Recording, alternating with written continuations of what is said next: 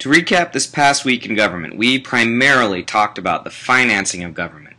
We set it up with the documentary on PBS, which the link is on the teacher page, of 10 trillion and counting, and talked about the problem with the national debt.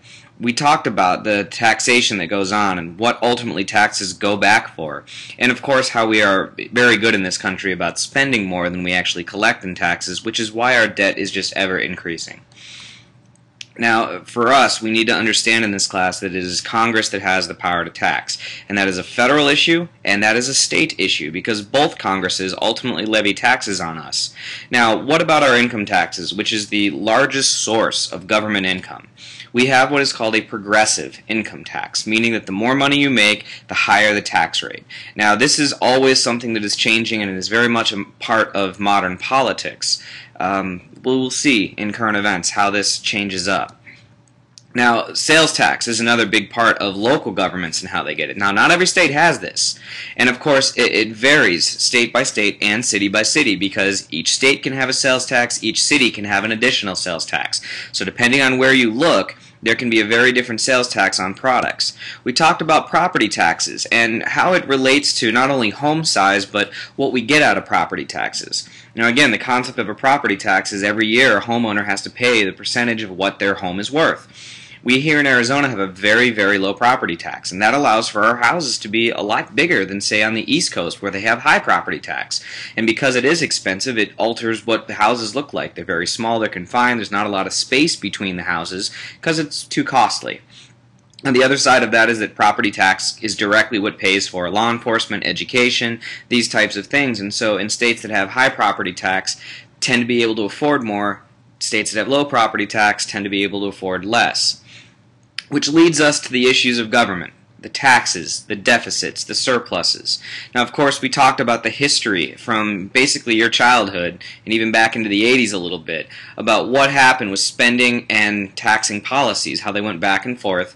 And we need to understand that there is always a divide between what is good politically and what is good economically. Of course, you know that the times we live in right now, deficits are massive. And we talked about the implosion of the economy and the banking industry, and we got ourselves out of it by borrowing money from all over the world, mainly China, Japan, Saudi Arabia.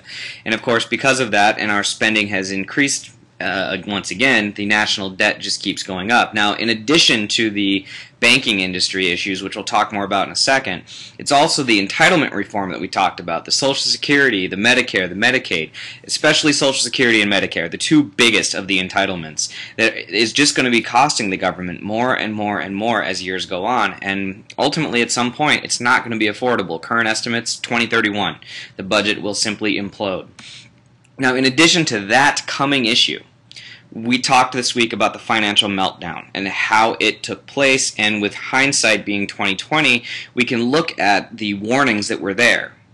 We talked about the policies of Mr. Alan Greenspan, who had run the Federal Reserve for so long, and about this concept of deregulating an economy and allowing the market to clear itself, versus the traditional thought that came out of the Great Depression that you need a little regulation in the economy to make sure that something bad doesn't happen that can be catastrophic and affect all of us. And remember, the term is systemic risk.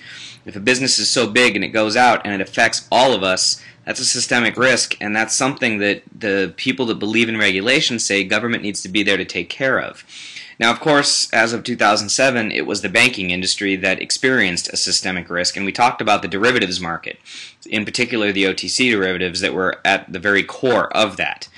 Out of the economic implosion, we talked about the government stimulus packages, both passed by former President George W. Bush and current President Obama. And we talked about the push for entitlement reform. Ultimately, this is current politics. We don't know how it's going to turn out, but what we can say for certain, the debt is big, and it's getting bigger. And that is a very, very brief synopsis of economics in the year 2011, along with some government study. We'll do more this coming week on these issues.